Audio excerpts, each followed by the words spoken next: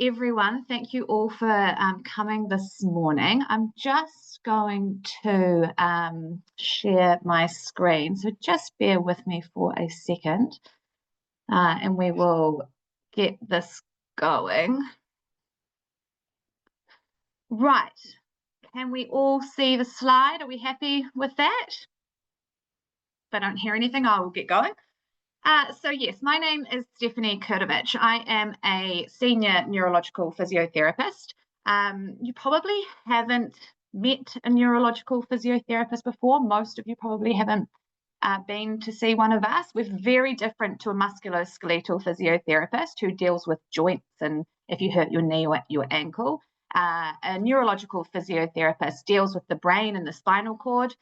So we're looking at kind of what's happening in the brain, how we can maximize function, and how we can actually change disease process as well. So it's a very fascinating job and it's a very rewarding job. And certainly there's lots we can do.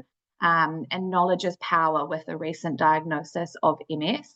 And so it's really important that we educate ourselves and know what the research tells us. And so my job here today is to show you what the research says and how you can really maximize your function, minimize your fatigue, and also change the disease process as well.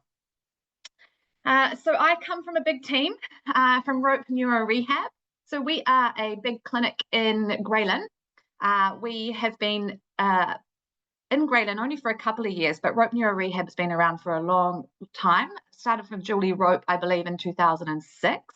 And so as you can see, a big team of neurological therapists, so physiotherapists, occupational therapists, exercise physiologists, rehab assistants. So we are here to help. We specialize in lots of different things, multiple sclerosis being one, but also things like spinal cord injury, brain injury, dizziness, so vestibular issues. And yeah, so we are a team of neurotherapists. I'm going to be talking to you today about exercising and keeping active with multiple sclerosis. This is a really big topic, and I'm just kind of touching the surface today to give you a real idea of the research, what you can do, how you can start, and some nice tips of how to keep active. So first of all, we're going to be defining the difference between exercise and physical activity. We'll look at the benefits of both of these and the specific benefits of exercise with multiple sclerosis, because it can differ from other populations. And also we'll look at the current exercise guidelines so you know what you should be completing regarding the research.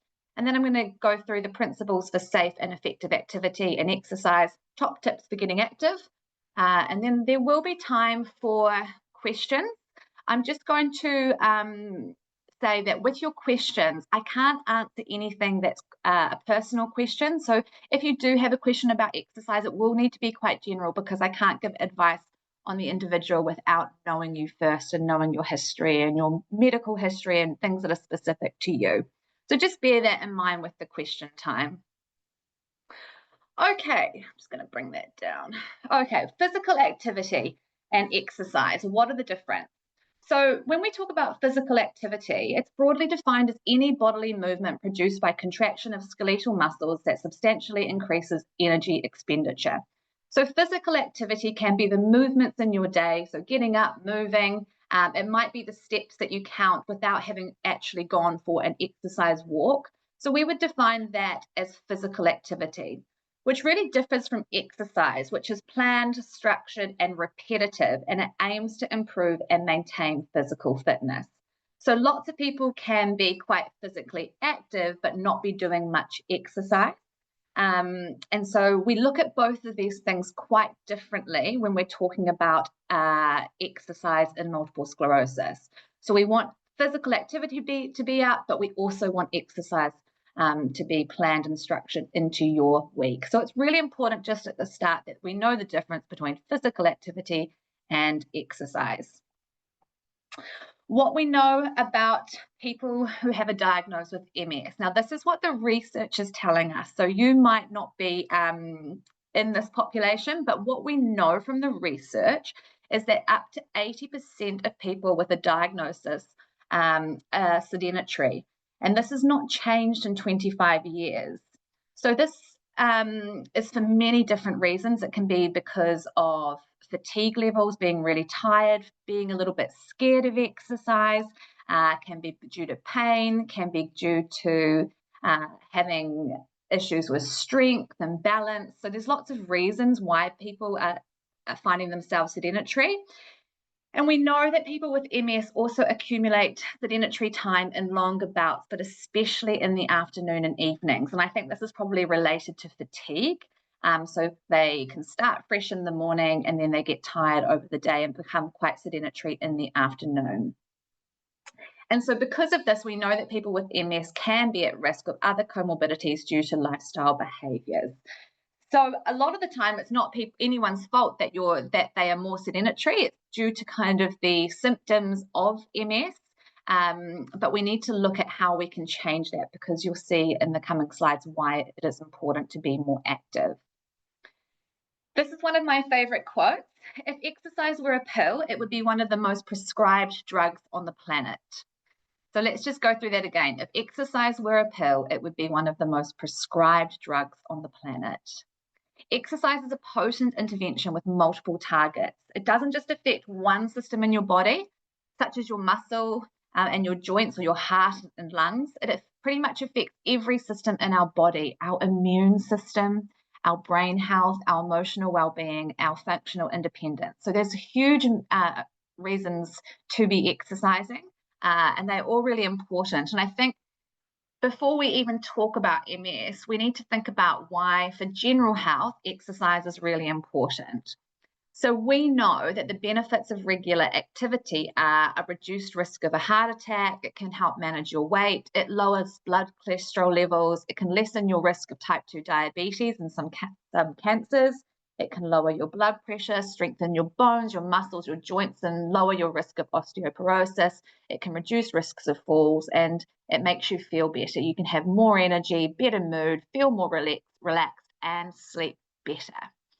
So there are huge benefits to being physically active. And I think it's always just really important that we just kind of sit back and, even without a diagnosis of MS, really identify the benefits of regular physical activity. But it's especially important if you have MS. Physical activity has a positive impact on brain health and the immune system. I mean, this is a long time ago, but people, the research wasn't very clear about exercise and its impact with multiple sclerosis. So people tended to shy away from exercise. However, the research is really clear now on the benefits of exercise with a diagnosis of multiple sclerosis. So we're really confident in saying how important it is to exercise. So that physical activity has a positive impact on brain health. And what we mean by that is that it's neuroprotective. So if we're thinking about neuro, we're thinking about the brain. And so it influences the balance of pro and anti-inflammatory response. So it reduces the inflammation in the central nervous system. It produces anti-inflammatory cytokines compared to with non-exercise populations. And most importantly, it's linked to a reduced relapse rate in MS. So the research that has been conducted with people who exercise versus those who are more sedentary, those who exercise have a reduced rate of relapse in MS. And I believe it's about 37% reduced relapse rate. I will check that number, but it's about 37%. So that's pretty big. So if you could, exercise and know that it's linked to a 37% reduction in relapse rate, that for me is really exciting. Thinking about reducing the inflammation in the central nervous system and reducing those anti-inflammatory cytokines. We've also got that it's neuroregenerative. So this is an enhancement of your neurotrophic growth factors. So we call this BDNF, which is brain-derived neurotrophic growth factors. And this occurs especially with aerobic exercise and working at high intensity. So we know that we have increased brain volumes in MRI studies. So it's neuroregenerative. So it's regenerating the brain and increasing that brain volume. So it's really, really important that we are doing aerobic exercise at quite a high intensity for the benefit of the BDNF. And then what we also know about exercise is that it's neuroplastic. So the brain has an ability to adapt and change according to what we demand of it. And so you might notice improvements in balance or movement efficiency. And the brain's ability to change is what we call neuroplasticity. And there's certain things we have to reach when we're exercising in order to kind of really maximize neuroplasticity. But if we think about the brain's making millions of changes all the time, and it's quite a plastic environment. So you're able to mold it and shape it with specific exercise as well. And so if we look at these three things, it being neuroprotective, neuroregenerative, and neuroplastic, there's really high importance for people with MS to be exercising. And we'll go over what type of exercise can help with this. A really nice little diagram here just to show the effects of exercise therapy for people with MS. So if we look down the first column, we've got different benefits. We've got muscle strength, muscle mass, activation, aerobic capacity, cardiovascular disease risk, depression, fatigue. And then in the yellow, we've got your daily activity level, which we want to be increasing, your functional capacity, which we want to be increasing, and your balance, which we also want. And then lastly, we've got quality of life, which we also really would like to increase as well. So if we look at the aerobic exercise, what the research tells us with people with MS, aerobic exercise can improve your aerobic capacity, decrease your cardiovascular disease risk, decreases depression rates, decreases fatigue. We're going to go over this. So actually being more fit and active reduces your fatigue levels, and it increases your daily activity level, your functional capacity, your balance, and your quality of life. So aerobic exercise is getting a big tick from us.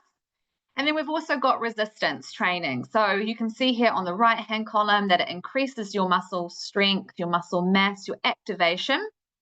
Doesn't have an effect on your aerobic capacity, but it decreases your cardiovascular disease risk, decreases depression rates, decreases fatigue. It's all good. And once again, it's increasing the daily activity level, functional capacity, balance, and quality of life. So we're starting here to notice that we're going to need to be doing aerobic exercise and also resistance training. So I thought I would just put in the guidelines of, firstly, the cardiovascular exercise guidelines for mild to moderate multiple sclerosis. So we're going to start with the first line, which is aerobic exercise. So that's working to 40 to 60% of your predicted heart rate max, 10 to 30 minutes, 3 times weekly. So if you're not currently exercising and you're not currently reaching this milestone, which is 40 to 60% predicted of your heart rate max, so you're working hard, but you should still be able to hum a tune just at 40 to 60%. Heart rates are 10 to 30 minutes, 3 times weekly. If you're not currently exercising, this is your first goal. So if you go away from today and you say, what am I going to start? This is your starting point. If you're already completing this, we need to up the ante a little bit. So this is when you go on to advanced aerobic exercise. So this is when we're working to 70 to 80%, so working really hard of our predicted heart rate max, up to 40 minutes. So remember your heart rate maximum value is 220 minus your age. So we're going to look to 70, 80% of that. And we're working up to 40 minutes, 5 times weekly. Now, I would be surprised if many of you are reaching this. This is quite a lot.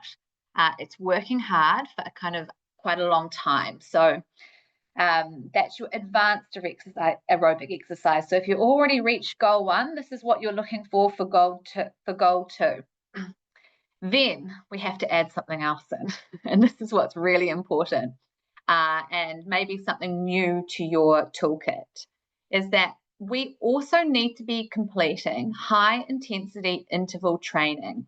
Now, high intensity interval training is when we really do release that BDNF, that brain-derived neurotrophic growth factor. So we are working at a high intensity. So this is 100% of your heart rate max for 5 bouts of 30 to 90 seconds. So start with 3 lots of 30 seconds of going as hard and as fast as you can, and then having a break and doing that 5 times. What we know is we need that break to be equal to or greater than your active time. So you might do 30 seconds on and then a minute off. And you only need to be doing this 1 time weekly. This is hard work. This is the best way to increase your cardiovascular health. But you need to be doing your high intensity interval training. That's when your heart rate goes up and then down, up and then down. And so you're working really, really hard, and then you're coming down for a break, allowing your body to recover before you go again for your intervals. So we've got our base, our aerobic or our advanced, and then we've got our high intensity with that. So how are we going to schedule that into our week? We'll look into, but you can be doing your high intensity interval training on the days that you're doing your other aerobic exercises to reduce the days that you're doing it. And then we have our strength guidelines for mild to moderate MS, is that we need to be doing strength training, and this is just 2 to 3 times per week. We're looking at 5 to 10 exercises. So with MS, because we can get neuromuscular fatigue, and that being kind of where that muscle really fatigues after a few exercises, what we find is that choosing different muscle groups can be really helpful. So you might do arms and then legs and then back and then chest. And so you're just trying to get different muscle groups to reduce their fatigability. So you're looking at choosing exercises throughout the body for strengthening. And what we're wanting here is we're wanting rest periods after each set. So if you're doing 5 repetitions with a squat, you then want to take a nice break after that and move to a different body part and then come back to it, so you can reduce the fatigability of the muscle. And then we're also looking at flexibility. So we should be doing to 30 to 60 second holds, and this is just daily, thinking about hamstrings, quadriceps, all those main muscle groups. Anything that feels tight for you, might be in your hips. We should be doing flexibility daily. And then neuromotor. So this is impairment based. So neuromotor is thinking about perhaps exercises that your physio has given you, or things that you might be finding quite difficult. So it could be a physiotherapy-led program, which is done most days of the week. And this is really impairment-based. So a therapist would look at you, see where your impairments are, and then create something that's quite specific to your needs. Because everything that we've been talking about previously is not individualized. So we need to make sure that we individualize treatment to you as well. So there's quite a lot there, but you can group them. So you can do strength and cardio on the same day. You're going to have to because there's only 7 days in a week. But yeah, so you can group them and try and get them a couple of sessions done in each session, if that makes sense. We spoke briefly about neuromuscular fatigue, but we're looking at intervals and an exercise to rest ratio of 1 to 1. So what this means is that you're doing 30 seconds of exercise, then you need 30 seconds or more of rest. So if you're strength training, you're looking at starting at about 5 reps. So you're doing low rep, high repetition of those sets. So 5 reps, 6 sets, and having a good rest between each set. And working, this is just going to help the muscle not get too fatigued, and you can definitely build strength this way. So we're looking at low reps and increasing the number of sets that we're completing. And exercise principles apply in MS too. So it needs to be individual, it needs to be specific. Really importantly, it needs to be progressive. So if you keep on lifting the same weight, you're not going to get stronger. You need to progress what you're lifting, progress what you're doing with your cardiovascular training. People can get quite caught in that trap of doing the same gym program. Guilty myself, going to the same Pilates class and never really feeling like I'm getting that much stronger. It's because I need to be more progressive. I need to make sure that I'm loading more, that I'm increasing my sets, and increasing also the weights that I'm doing. And then also it's reversible. It's reversible with everyone. The gains that you make have to be maintained. So you have to keep on progressing, keep up with your exercise program. Use it or lose it applies here. So you can make lovely gains in muscle strength and cardiovascular health, but they need to be maintained through a program. Otherwise, you will lose it. We'll all lose it. Is it safe? Oh, it was 27. I knew the 7 was right. So regular exercise training had a 27 lower risk of relapse compared to with controls. So amazing. We love this statistic. So while approximately 40% of people experienced a worsening symptoms, then this normalized within 30 minutes of stopping in 85% of affected people and within a couple of hours of rest. So what this means is that people who, when you exercise, you might notice that some of your symptoms get worse. So this might be numbness, tingling. It could be just different sets, usually sensations. It could also be feeling weaker and just an exacerbation of your symptoms. So this is really normal after exercise and nothing to be scared of. We know that this can happen with 40% of people, and within 30 minutes, it's stopped in about 85% of affected people after you rest and allow your body some time to recover. So don't worry. You can exercise and have an exacerbation of symptoms. It will go away. It is normal. The key is to build up gradually. Set up an environment that is going to be beneficial for you. So it could be thinking about having aircon on, because we know with fatigue and heat sensitivity. It could be having a glass of cold water. It could be having someone with you. There's lots of ways that we can set up our environment to make it safe. And then also we're going to need to manage our heat sensitivity. So I will talk a bit more about heat sensitivity shortly, but certainly that's something that we need to manage as well. Okay, so some top tips to get active. So first of all, if we think about the what we were discussing in regards to physical activity, and we're not talking about exercise here. We're talking about breaking up our sedentary behaviors. So I've recently implemented at work that now I need to go for a walk at lunchtime because I'm sitting for most of the day. So actually, instead of eating my lunch sitting, I need to get up and go for a 20-minute walk just to break up the sitting in my day. So think about, especially in the afternoons or in your work day, how can you have a change in position? How can you move your body a little bit more?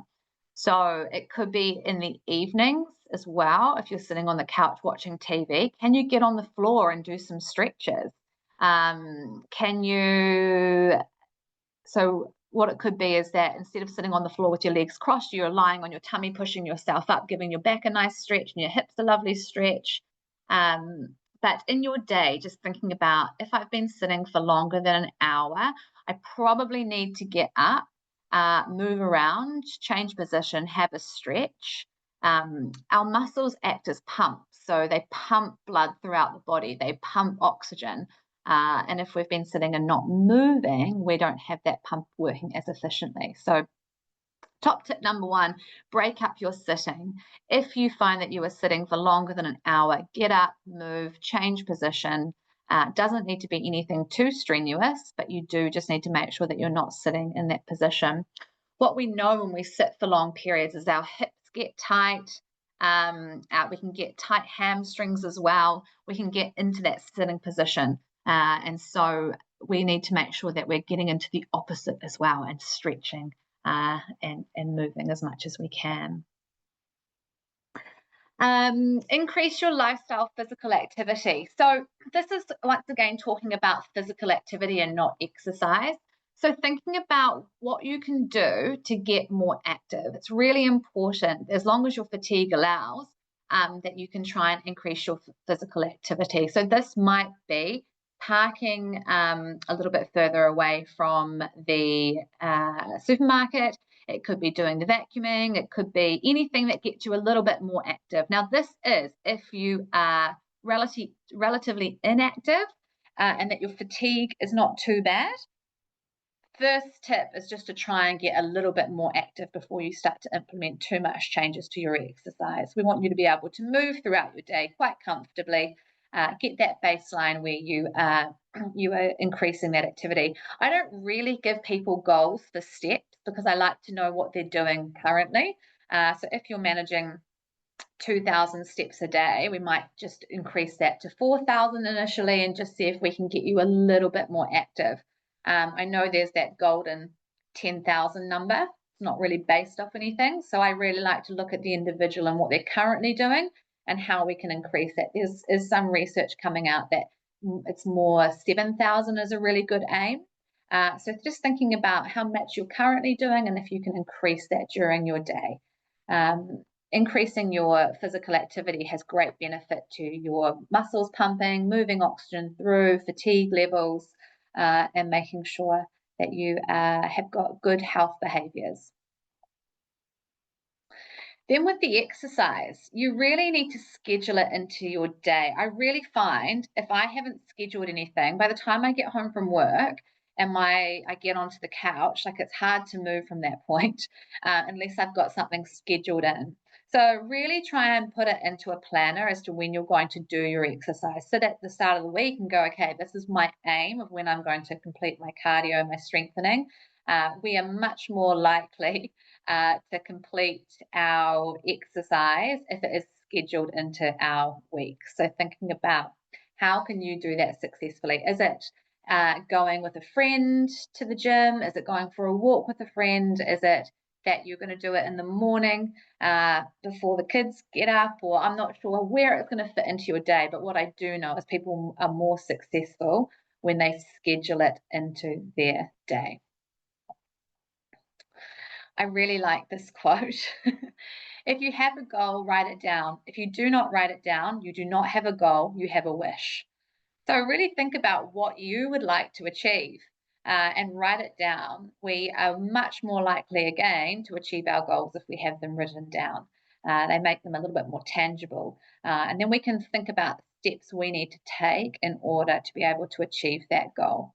That goal might be that you want to be able to walk 2 kilometers on the beach. Everyone's really different. Everyone has a different starting point. So it's going to have to be individualized to you in regards to what your goal is and how you're going to achieve it. Top tip number 5, find what feels good and make it fun. So with exercise, I mean, it has to be fun. Some of it's not going to be fun.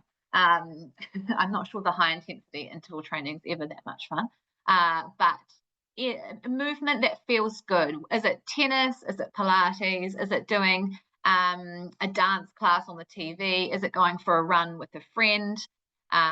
You need to try and find some activity in your week that you find fun.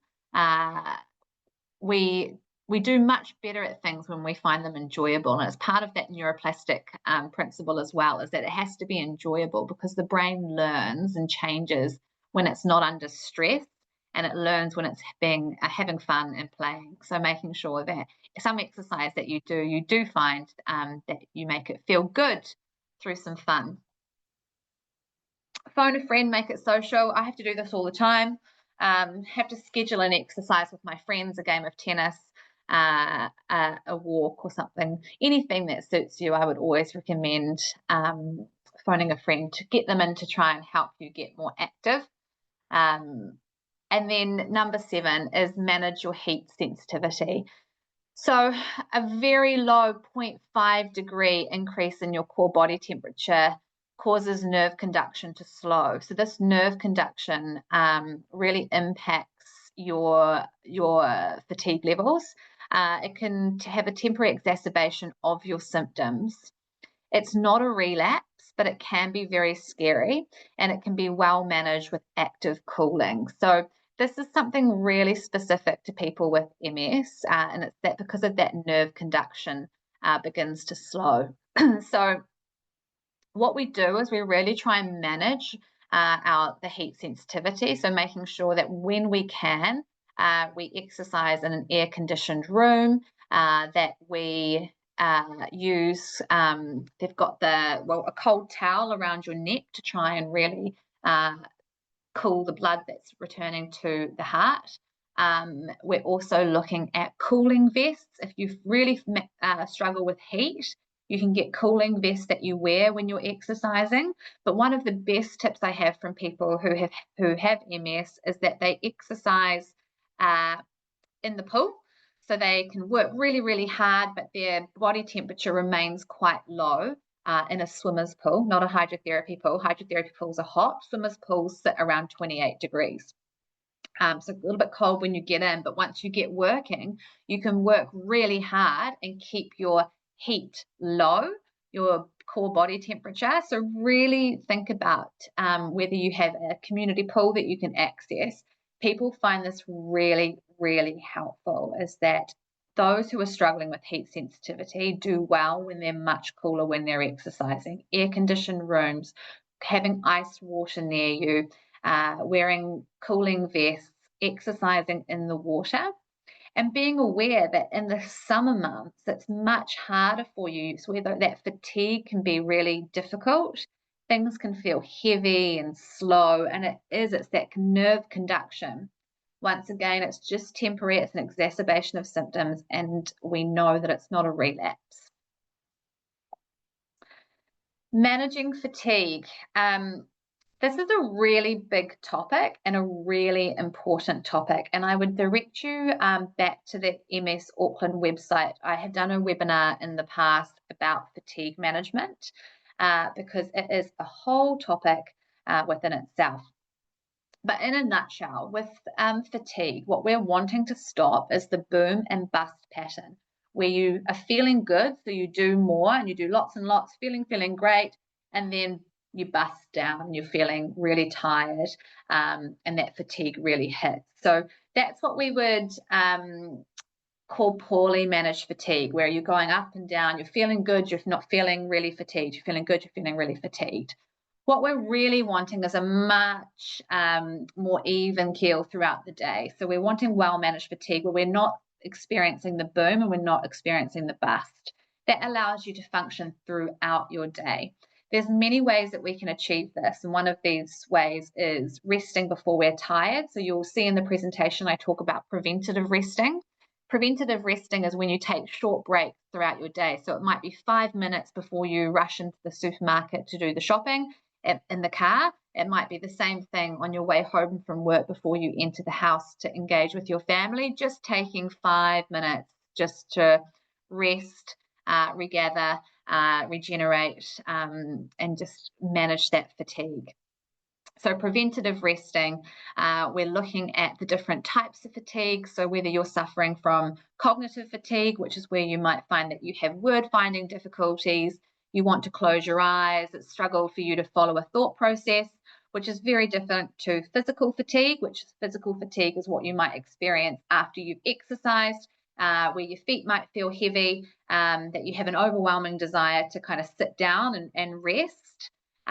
We need to be able to identify between the two types of fatigue. This is also really important for exercise, because if you're cognitively fatigued, exercise can be a really lovely way to keep going. But if you're physically fatigued, it might not be a good idea to, at that stage, do physical exercise. So it's just important that we are able to know the difference between the two types of fatigue.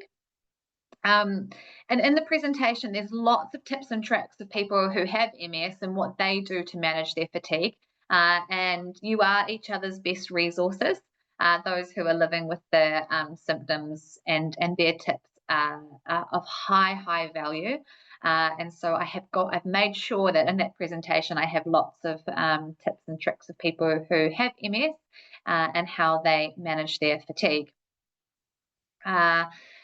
Planning, pacing, prioritizing, preserving your energy, thinking about your positioning. If you're making dinner, can you prep some of the dinner sitting down if you're tired at the end of the day? There's lots of things.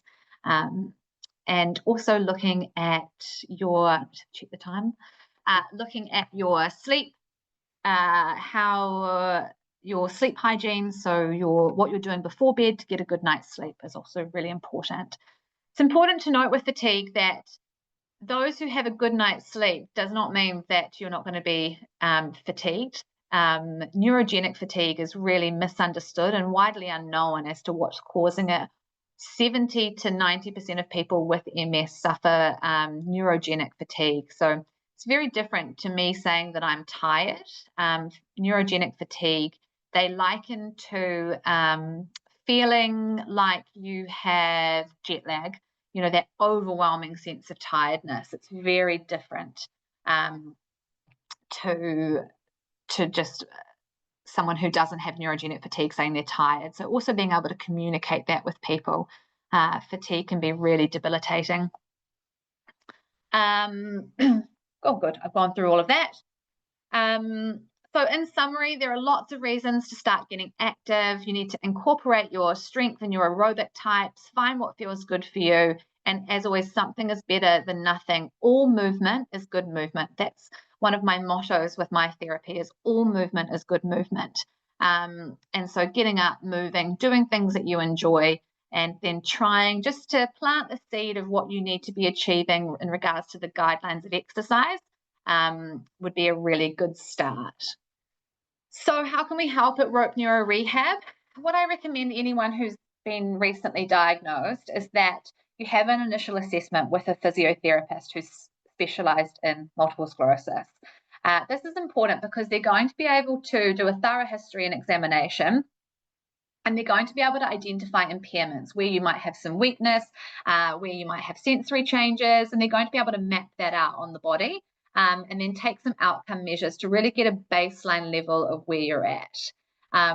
From that baseline level, we're then able to kind of create a really individualized program. So help you with reaching your targets of physical activity and strength training, but also looking at that neurospecific training that you need for your deficits that you may show. And then also education and research. We read all the research, we can educate you on what's coming through, and we are a big knowledge base for people, so we can let you know what you need to know. So if that's something that appeals to you, it's probably just best to give me an email. We have a team of amazing therapists who can treat MS. And so if you just pop me an email, stephanie@ropeneurorehab.co.nz, I would be happy. There's lots of neurophysios, well, it's not lots, there's many neurophysios in Auckland, and some great companies out there. So we can also get you in an area that is easier for you as well. I can point you in the right direction. All I would say on that is make sure that you see a neurophysio. There's a lot of research behind kind of the benefits of seeing a neurospecific physiotherapist in this instance. Thank you very much. If you've got any questions, we've got some time now, I believe, for a Q&A. But if you do have something that you want to ask me, you can more than welcome to email. My email is at the bottom of the screen. As I said, more than happy to help. And happy to answer your questions. Just make sure that they are not individual to you. You can email me if that's the case. So thank you very, very much for listening. We should all probably get up and move a little bit before Q&A. Thank you so much, Stephanie. That was an amazing comprehensive coverage of the benefits of exercise, and I think we should incorporate it into all our lives. Absolutely. Yeah. And I love that quote about if it were a pill, everybody would be taking it. Wouldn't that be good? It's fantastic. We've got a couple of questions. What are some examples of high intensity interval training that people can try? Does this have to be running? No, absolutely not. That's a really great question. Thank you for that one. High intensity interval training, I mean, I prefer to do it on a bike because it's safer. Because once you get on a bike and you're working at that intensity, you don't really want to have to worry about balance or anything that might trip you up. And so I find the bike an amazing place to do high intensity interval training. So on a cycling, this is not on the road either. I should also say this is a stationary bike. Getting on a stationary bike, putting on just slight resistance, not too much at all, and then really pushing it. Bike's amazing. It can be getting in the pool and doing some swimming. It can be doing anything that gets your heart rate up. So I know for me, if I did 30 seconds of burpees at high intensity, I would be really struggling and up at that high intensity. So it's anything that gets your heart rate up to that 90%, but emphasis on really wanting to do it safely. Because whenever we're working at that high intensity, we are all at higher risk of, making a wrong move if we're running, at full pace. So yeah, just be careful with it. I would recommend the bike for safety if you have access to a bike. It's a really great way to get that intensity. And to follow on from that, another question, do I need to progress aerobic exercise if I'm doing HIIT already? Yeah. High intensity interval training. Yeah, so the guidelines would tell us that ideally you need to be doing that kind of 40 minutes of kind of not high intensity interval training, but high intensity exercise, as well as it's not an instead of. So gold standard would be doing both the working, going for a big walk, that's at that kind of 60 to 70%. And then also up at that high intensity interval training of that 90%. So you'd need to be doing both if you were reaching gold standard. Okay, that sounds like quite a huge time commitment, actually. Yeah, it is. And I think what people don't realize is that the guidelines for everyone are quite high. We all, regardless of any diagnosis, if we're to reach the guidelines, the exercise is quite a lot. And it goes back to that same quote, if it was a pill, you would take it. So if it's important and you want to prioritize it, which I would recommend you do, you get that schedule out and you figure out how you can get it in there.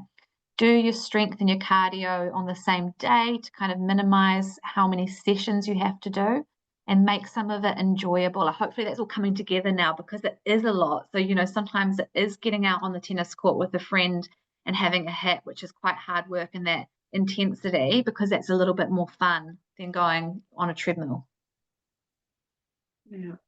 We've also got heartfelt thanks from our audience for your shared time and knowledge. It's been wonderful, Stephanie. Thank you so much. Absolute pleasure. Thank you for having me.